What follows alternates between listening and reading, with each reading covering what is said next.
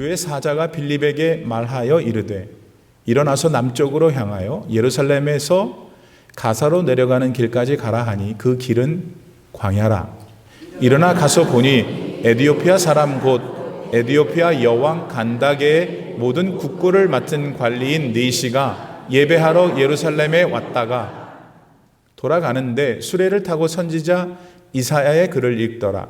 성령이 빌립더러 이르시되 이 수레로 가까이 나아가라 하시거늘 빌립이 달려가서 선지자 이사야의 글 읽는 것을 듣고 말하되 읽는 것을 깨닫느냐?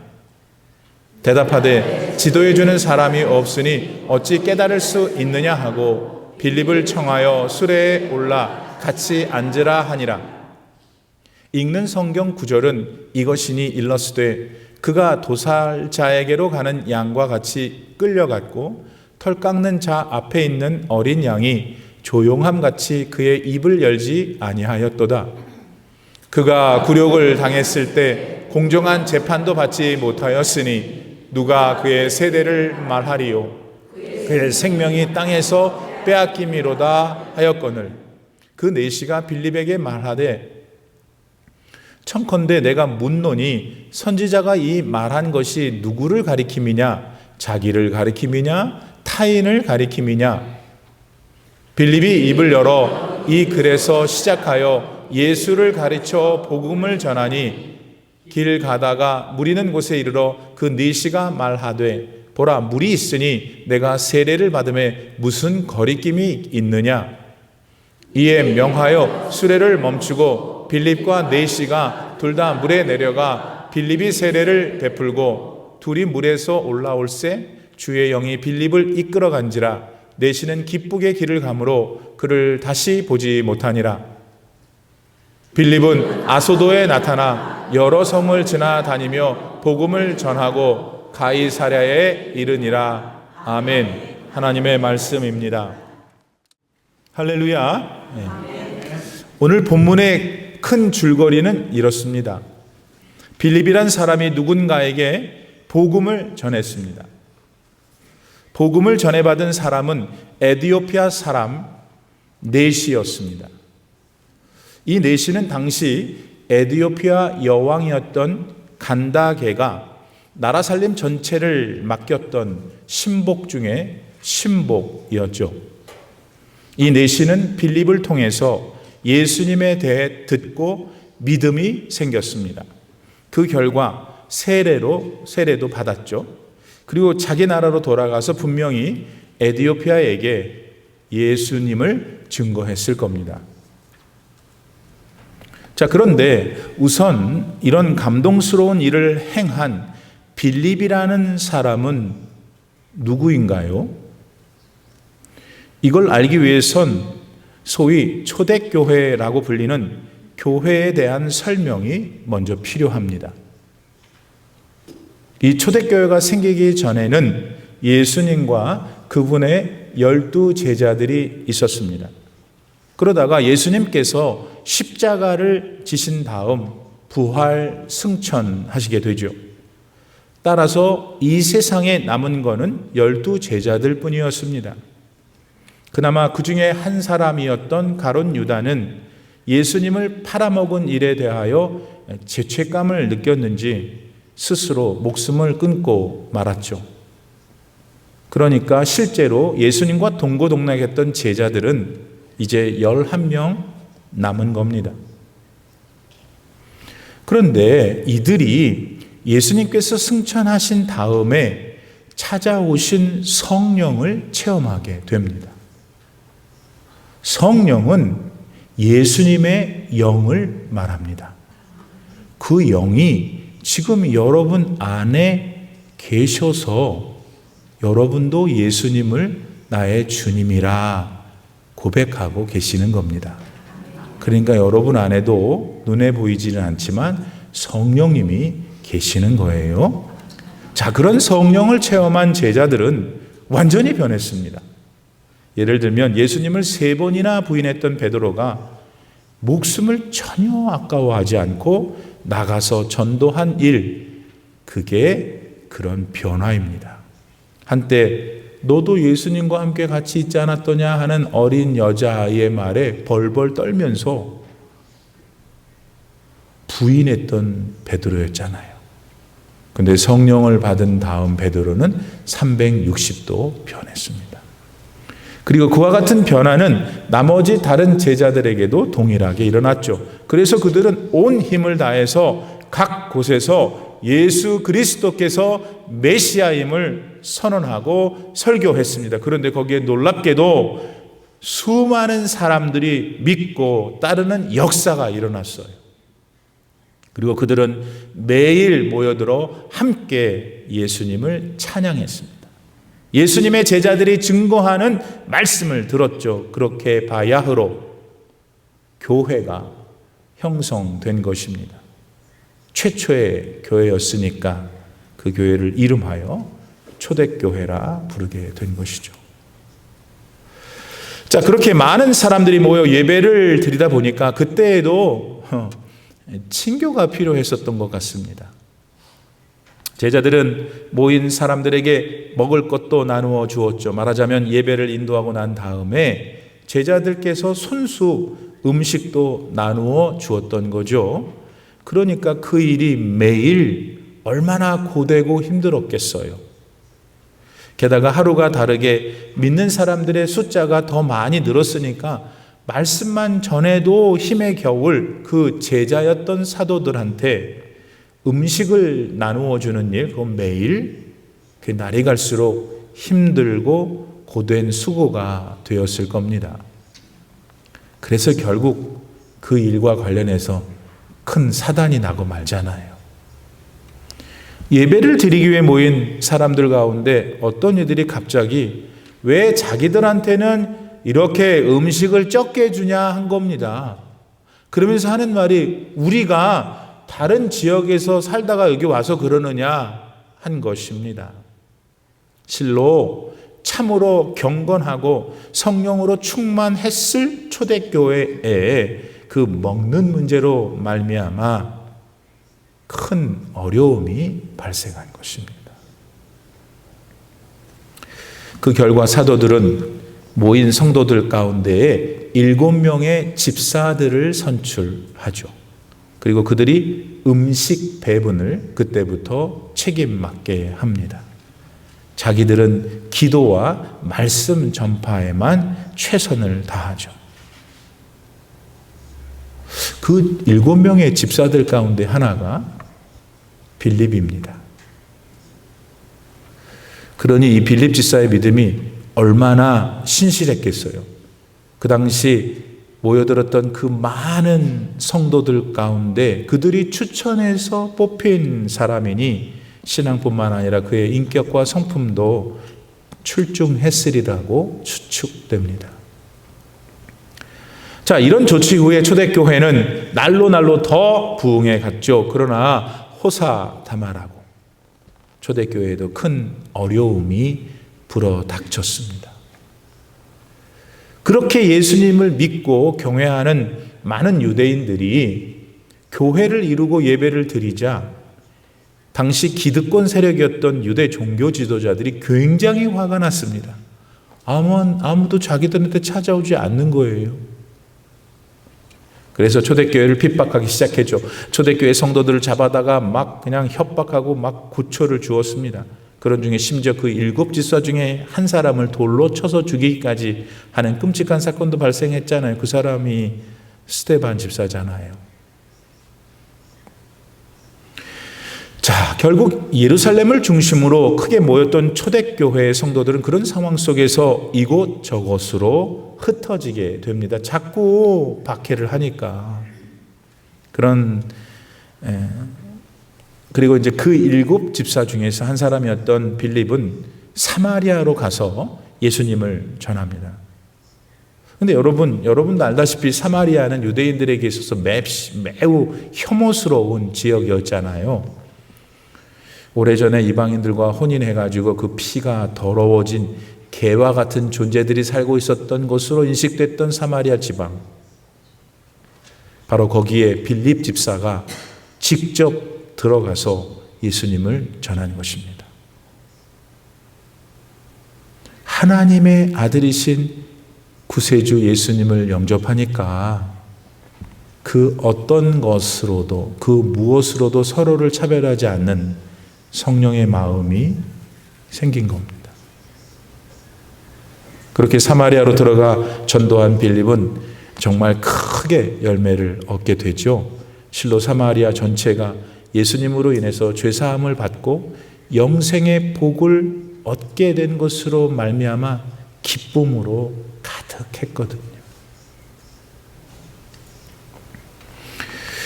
그 일이 얼마나 감격스럽고도 또 중요했는지 예루살렘에 있었던 베드로 사도와 요한 사도, 이 유명한 분들이 사마리아로 직접 가요. 그래서 그것을 같이 축복하면서 여러분 모두에게 성령이 임하기를 기도합니다 라고 축원까지 해주게 되었습니다. 이제 여러분 조금만 더 사마리아에 빌립이 복음을 전하면은 이제 진짜 사마리아 도성 전체가 완전히 예수님의 나라가 될 순간이었어요. 그런데 갑자기 오늘 본문 26절 말씀에 이른 대로 성령님이 빌립한테 너 가사라는 지역으로 내려가라 라고 하시는 거예요. 가사는요, 저 남쪽 애굽으로 내려가는 광야길이 시작되는 곳이에요. 그러니까 사마리아에서 거기까지 가려면 최소한 60마일 이상 걸어가야 해요. 지금부터 2000년 전 교통이 발달하지 않았던 그 당시 걸어서 60마일은 정말 며칠이 걸리는 긴 먼 거리였어요. 게다가 그곳은 황량한 광야길이었죠. 그런데 빌립은 성령님의 명령에 즉각적으로 순종했어요. 솔직히 빌립의 인간적인 판단에는 성령님의 명령은 불합리했습니다. 지금 사마리아에서 전도를 잘해서 많은 사람들이 구원의 길에 들어서고 있는 이 찰나에 아니 갑자기 자기처럼 바쁘고 유능한 사람을 뭔지도 말씀 안 하고 그것도 험난한 광야길로 무조건 가라 하시니까 참 답답할 수밖에 없는 상황이었죠. 그러나 그럼에도 불구하고 27절 말씀대로 빌립은 성령님의 음성에 즉시 순종했습니다. 자, 그렇게 이제 가사에 이른 빌립한테 그렇다면 여러분 무슨 일이 일어났나요? 거기서 빌립은 수레를 타고 가고 있던 한 내시를 만납니다. 그런데 그 수레 안에서 성경을 읽는 소리를 듣습니다. 당시 사람들은 성경을 읽을 때 소리를 내서 읽곤 했거든요. 그 내시는 에디오피아 재무장관쯤 되는 사람이었는데 예루살렘에서 제사를 드리고 자기 나라로 돌아가고 있던 중이었어요. 그가 읽던 성경의 내용을 빌립이 이렇게 듣고 있는데 성령님이 빌립한테 야, 너 저 수레로 가까이 가라고 하셨습니다. 그래서 수레로 가까이 다가간 빌립이 그 내시한테 말해요. 당신 지금 읽고 있는 이사야서의 글을 잘 이해하고 있어요? 라고. 그러니까 그 내시가 하는 말이 아니 나를 가르쳐주는 선생님도 없는데 내가 어떻게 이거를 이해할 수 있겠소?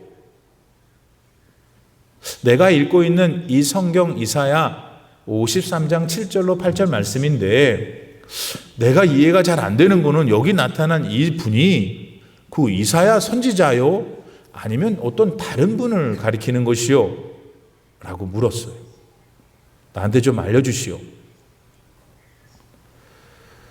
여러분 그 이사야서의 내용은 여러분도 알다시피 십자가 처형을 받으시기 바로 전에 유대 종교 지도자들과 로마 총독 빌라도 앞에서 신문 받으실 때의 우리 예수님의 모습이잖아요. 희생당하셔서 십자가를 지실 순간만을 기다리고 계셨던, 그러면서도 아무 말씀을 하지 않으셨던 저와 여러분의 주님 말입니다. 빌립은 그런 예수님에 대한 이사야의 말씀을 그 내시한테 차분하게 그러면서도 성령의 능력으로 가르쳐 주었어요. 그러자 그는 예수님을 구세주로 영접했습니다. 할렐루야. 그리고 그 감격 가운데 우연히 광야길에서 만난 샘물에서 세례도 받게 되죠. 그리고 그 세례가 맞춰지자마자 성령님은 빌립을 어딘가로 낚아채듯이 데리고 가셨습니다. 그 후로 내시는 빌립을 다시 보지 못했죠. 그렇게 갑자기 사라진 빌립은 그 후 그가 내시를 만났던 가사에서 북쪽으로 조금 떨어진 아소도에 나타나서 다시 예수님을 전했어요. 그리고는 그 후에 로마의 총독이 살고 있었던 가이사랴, 우리 지난 2차 성지 순례팀이 방문했던 그곳으로 향하게 됩니다. 이상의 말씀에서 우리는 몇 가지를 깊이 생각해야 합니다. 우선은 하나님의 생각은 우리의 생각과는 다르실 때가 있구나. 그러니 우리는 언제나 그럴 때 하나님의 생각에 순종해야 하는 겁니다. 빌립이나 또 우리가 오늘 판단할 때 당시 사마리아에서 성공적으로 복음을 전하고 있던 빌립을 아니 그렇게 갑자기 너무 생뚱맞게 가사로 보내시면 안 될 일이죠. 우리 생각에, 빌립 생각에. 근데 그렇게 해보니까 거기에는 이디오피아라는 한 국가한테 복음을 전하시고자 하셨던 하나님의 섭리와 사랑이 있었던 것이에요. 이디오피아 여왕 간닥의 국고를 맡은 그 내시가 자기 나라로 돌아가면 여러분 뭐 했겠어요? 그 가슴에 들어있는 예수 그리스도에 대한 복음을 어떻게 전하지 않겠어요? 그것은 빌립이 전도하고 있었던 사마리아만큼 그만큼의 큰 열매를 얻을 수 있었던 일이었던 겁니다. 여러분, 우리는 우리 인생을 아주 잘 살기를 원해요. 그래서 매일 이런저런 생각을 많이 하죠. 이게 합리적인가? 이거는 내 경험으로 볼 때는 아니지, 기지, 이렇게 하면서 어떻게든지 자기 인생 잘 살아보려고 생각이 많습니다. 근데 여러분, 여러분의 그런 삶 속에서 성령 하나님의 음성에도 귀를 기울이고 계셔요?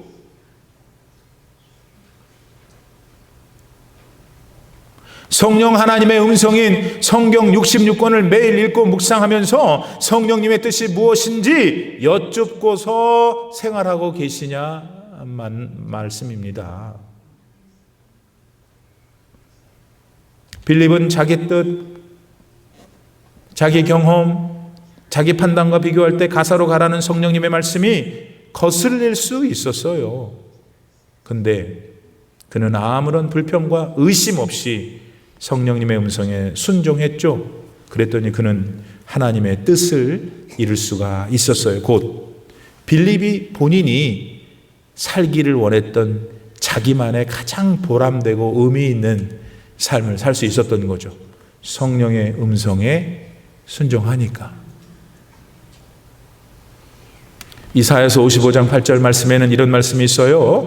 이는 내 생각이 너희의 생각과 다르며 내 길은 너희의 길과 다름이니라. 여호와의 말씀이니라. 사랑하는 여러분, 하나님의 생각은 우리와 다르실 수가 있어요. 그럴 때 우리는 무엇을 따라야 할까요? 우리를 지으시고 우리에게 지금 생명을 주고 계시고 우리의 생명을 언젠가 멈추게 하실 하나님의 뜻을 따르는 것이 지혜입니다. 오늘 좀 답답하고 어려운 일들이 있으셔요. 여러분의 생각과 판단이 아니라 그 일들에 대한 하나님의 뜻이 무엇인지를 구해서 더 이상 손해보는 인생을 살지 않는 여러분이 되기를 바랍니다. 혹시 아무런 어려움도 없이 평안하게 지내고 계세요? 그 편안한 삶 속에서 여러분은 하나님께 영광을 올려드리는 삶을 살고 계신지요? 하나님께 영광을 올린다는 것은 여러분을 죄 가운데서 구해주시고 영원한 생명을 주신 예수님을 매 순간 의지하며 경외하는 것을 말합니다. 그런 여러분 되셔서 저 흐르는 강물처럼 흐르고 있는 여러분의 인생이 언제나 주님의 은혜, 하늘나라에 대한 소망으로 가득 차시기를 축복합니다. 한편 빌립이 전도하고 있던 사마리아에 대해 한번 더 생각해 봅니다. 그리고 그와 관련해서 이 에티오피아 내시에 대해서도 하나님의 마음으로 돌아보죠. 우선 유대인들에게 사마리아는 말씀드린 대로 아주 혐오스러운 곳이었습니다. 그래서 그리로 가면 북쪽 갈릴리 지역으로 좀 훨씬 편하고 빨리 갈 수도 있는데 당시 유대인들은 그 길을 피하느라고 다른 길을 삥 돌아 가기까지 했었습니다. 그런데 유대인이었던 빌립이 말입니다. 사마리아에 지가 직접 가가지고 그곳에서 예수님을 전했어요. 요거 여러분 무엇을 말하는 걸까요? 빌립 안에 임한 성령 하나님께는 누구나 동일한 인생들임을 말해줍니다. 세상은 서로를 구분하고 차별하도 성령 하나님의 마음에는 누구나 다 동일한 그의 영혼들입니다. 하나님께는 유대인도 사마리아인도 없습니다. 모두 그분이 만드신 인생들 뿐입니다. 모두 구원하고 싶어 하시는 하나님의 사랑하는 영혼들입니다. 그런 점에서 이제 우리는 왜 빌립을 굳이 이디오피아 내실에게로 보내셨는지 알게 됩니다. 하나님의 마음에는 사마리아의 많은 사람들만큼 그렇게 이방 나라였던 내시, 그 사람 한 사람의 영혼도 사랑하신 겁니다. 자, 이 대목에서 우리는 조금 냉정하게 자기 자신을 돌아봐야 합니다. 제가 한 가지 여쭤볼게요. 우리는 지금 구원을 받은 영혼입니까? 아멘이 빨리 나왔어야지. 다른 건 더듬어도 우리는 지금 구원받은 영혼입니까? 하나만 더 여쭤보겠습니다. 그럼 도대체 여러분은 어떤 자격이 있길래 구원받으셨습니까? 여기서는 아무 말도 안 하고 있어야 돼요. 우리는 과연 무슨 자격으로 구원을 얻었습니까? 그런 이유를, 그런 근거를 제시할 영혼은 우리 가운데 아무도 없어요. 왜냐하면 우리는 예수님 보시기에 참으로 중하고 중한 죄인들이기 때문입니다. 그런데 그런 우리가 이렇게 죄 사함을 받고 영혼의 자유와 기쁨을 누리며 영생할 소망을 갖는 유일한 이유가 있다면 그거는 하나님께서 먼저 나를 찾아오셔서 나를 사랑해 주신 것밖에 없어요. 그러므로 우리도 하나님의 그 사랑을 본받아서 살아가야 되지 않겠어요? 우선 같이 좌우에 보세요. 신앙생활 하고 계시는 나의 믿음의 형제들, 여러분 아셔야 돼요. 옆에 보고 이렇게 이분이 여러분 한 번밖에 못 사는 인생 안에 하나님이 주신 선물이에요. 네. 그 사람이 있어야 욕도 할 거 아니에요. 한날 맨날 욕하는 사람이 교회 안 나오면 그거 어디 갔지? 그렇잖아요. 근데 가서 격려해주고 위로해주고 내 사랑을 나눠주고 그 대상 옆에 있는 분들이에요. 또 근데 여러분 진짜 복도 많아. 여러분은 그 분들이 얼마나 잘생겼어요. 하필 우리 눈으로 볼 때 잘생겼지, 예쁘지, 마음도 착하지.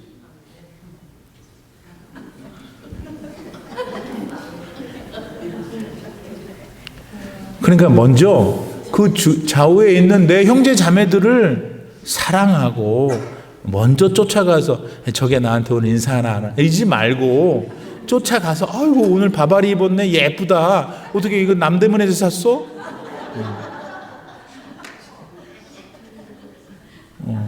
머리가 좀 바뀌었으면 자기가 마음에 안 들어도 그런 말 하면 안 돼. 아이고 머리가 오늘 짧아 이러지 말고 야 짧으니까 진짜 너무 멋지네.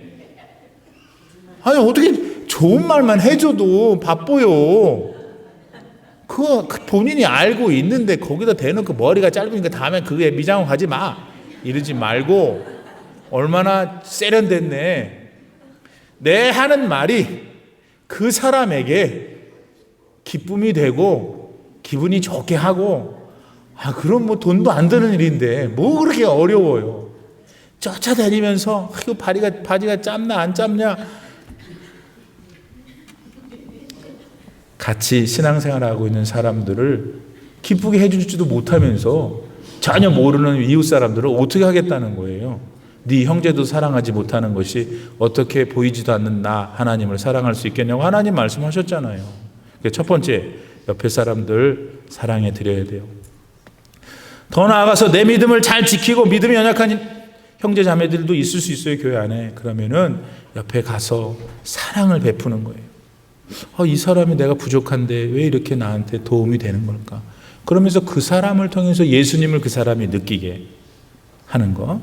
그다음에 여러분의 가족들, 사랑하는 사람들 가운데 아직도 예수님 영접하지 못하고 예배 생활 못하는 분들이 많잖아요. 그분들을 위해서 항상 기도하고. 그러니까 우리는 매일 바쁜 거예요. 기도해야지, 칭찬해줘야지. 그러니까 멜랑콜리 한 분이지 지금.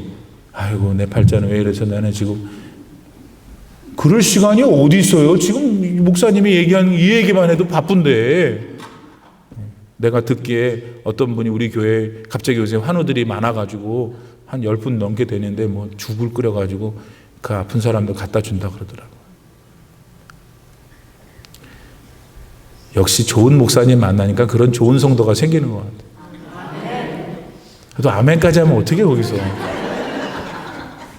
다음으로 그 4시에 대해서 한번 생각해 보죠. 그 당시 그 사람은 어떤 삶의 모습을 살고 있었어요? 먼 연유로 그 먼 에티오피아에서 예루살렘까지 수레까지 타고 왔냔 말이에요. 정확히 모르죠. 그러나 분명한 건 그 사람은 자기 나라에서도 하나님께 제사를 드릴 수 있었지만은 하나님이 임재가 언약된 약속의 땅에 가서 한번 제사를 드리고 싶었던 것 같아. 그러니까 수레까지 끌고 또 수레까지 끌었으니까 여러 사람도 데리고 왔고 자기 몸도 피곤하고 돈도 얼마나 많이 썼겠어요. 그러나 분명한 것은 그 모든 것들을 희생하면서 하나님께 단 한 번이라도 제사를 드리고 싶었던 마음이 있었던 건 사실이잖아요. 그러니까 그것은 하나님에 대한 깊은 경외와 믿음이 있었던 것이 틀림없어요. 뿐만이 아니죠. 그는 이제 제사를 드리고 자기 나라로 돌아가는데 그 마차 안에서 하나님의 말씀인 성경을 소리내서 읽고 있었어요. 그래서 빌립이 들었던 거잖아요. 오늘 바쁜 우리의 일상 속에서 성경을 읽는 일이 여러분 솔직히 쉽냔 말이에요. 쉽지 않은 이유가 뭐냐면은 우리가 봐야 되고 우리가 읽어야 될 유튜브가 너무 많은 거예요. 어떤 사람은 잠도 안 자나 새벽 2시, 4시에 보내잖아요. 계속. 그뿐만 아니라 우리가 봐야 될 그 요리 채널, 그 다음에 무슨 채널이더라? 건강 채널, 또 여행 가는 채널, 또 그거 내 사랑 삼순이 이거 다 계속 봐야 된단 말이에요. 얼마나 볼 것들이 많고 생각할 것들이 많아요. 근데 그러다 보니까 하나님의 말씀인 성경을 읽을 짬을 못 내는 거예요. 내 잘못이 아니라는 거예요. 그러나 그 내시는 이러한 유혹들이 그 당시 그 시절에 그 사람의 문화 가운데 있었지만 성경을 읽는 길을 선택했어요. 그리고 여기 멀미하는 사람도 있지만 수레를 타고 갔다면서요. 수레를 타고 성경을 읽으면 얼마나 멀미가 낫겠어요. 그러나 그는 그 모든 일들에도 불구하고 하나님의 말씀을 읽고 하나님의 뜻을 찾기를 간절히 사모했어요. 그랬더니 빌립이 온 거잖아요. 그랬더니 하나님이 빌립을 보내신 거잖아요. 오늘 여러분이 그 많은 유튜브와 여러분의 모든 유혹 속에서 그 모든 것들을 놔두고 하나님의 말씀에 귀를 기울일 때 빌립이 오는 거예요, 여러분한테. 이럴 때 크게 아멘해야 되지. 그리고 그는 하나님께서 그 물도 없는 광야에 물을 주신 거 아니에요, 세례 받을 수 있도록. 여러분, 이런 걸 믿어야 되는 거예요. 여러분, 빌립이 우리 인생에 와야 돼요. 지금 하나님이 보내주신 빌립, 상상도 안 하고 절대로 불가능했던, 우리 마음속에도 없었던 그 빌립이 오고 그 광야길에 물이 생기는 역사가 하나님께는 아무 일도 아니에요. 그런데 그건 아무나 안 주시는 거예요. 하나님의 말씀을 순종하고 하나님 말씀을 사모하는 사람들에게 오늘의 빌립과 오늘의 샘물이 생기는 것입니다. 사랑하는 성도 여러분, 이건 오늘날 우리 믿는 사람들에게 반드시 나타나는 현상입니다. 그런 현상들이 많이 나타나고 있어요. 근데 왜 여러분만 못 봤냐고요. 이 교회 안에도 지금 이 예배를 드리는 가운데도 속으로 아멘하는 사람들이 얼마나 많은데요. 왜냐하면 나타나니까. 그런 역사가 더욱더 나타날 수 있기를 축복합니다. 물론 우리도 제법 인생을 살았기 때문에 경험과 지식들이 있어요. 그걸 잘 짜맞추면은 잘 되는구나. 역시 기특해. 그러나 그런 것만은 아니잖아요, 여러분. 우리의 지식과 경험들을 잘 맞추어도 잘 안 되는 일이 더 많잖아요. 하나님은 못하시는 일이 없어요. 안 되는 일도 뒤바꾸시고 되는 일도 못 막으시는 분이시잖아요, 여러분. 그 하나님을 신뢰하시기를 바랍니다. 사순절이 시작된 지 벌써 16번째 날이 되었습니다. 이것은 예수님께서 우리 죄 때문에 십자가를 지실 날이 점점 더 가까워지고 있다는 뜻입니다. 여러분, 이 예수님이 빌립을 불러서 에디오피아 내시를 만나게 하신 그 성령 하나님이심을 믿습니까? 이 성령님은 지금 여러분 안에 계세요. 그러니 뭘 두려워하십니까? 두려움이 많잖아요, 세상 살면서. 지금 있잖아요. 그 두려움을 예수님 맡깁니다. 도와주세요. 그러세요. 그러면 두려움이 사라지고 그 자리에 하나님의 평안이 찾아와요. 어려운 문제가 지금 있으시죠? 많이 힘드시죠? 어려움을 당하고 있는 여러분을 하나님이 얼마나 사랑했는지 자기 아들도 죽이셔서 여러분을 건져내셨어요.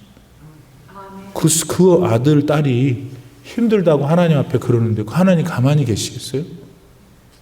그러니 하나님께 그 어려움도 맡겨보세요. 그분이 여러분의 어려움을 지어주실 거예요. 내 갈 길 멀고 밤은 깊은데 주님 내 길을 인도해 주세요. 이렇게 기도하세요. 그러면 신비한 하나님의 능력이 우리 성도님들과 반드시 함께 하실 겁니다. 이 한 달 동안 그런 은혜가 더 충만하기를 진심으로 축복합니다. 기도하겠습니다. 하나님, 그 광야길에 가고 있던 네시, 에디오피아 사람, 그 인생 뭔가? 그런데도 하나님께서는 그 인생을 마음에 두시고 그 사랑하는 자녀 빌립을 보내셔서 그 영혼을 구원해 주셨습니다.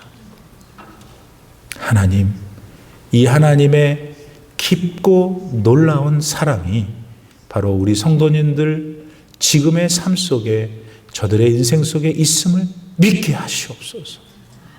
하나님을 잊어버리고 살았던 우리를 반성하게 하시고 내 삶의 모든 순간마다 분초마다 하나님, 우리 주 예수 그리스도를 찾고 부르는 우리 성도님들이 되게 하시옵소서.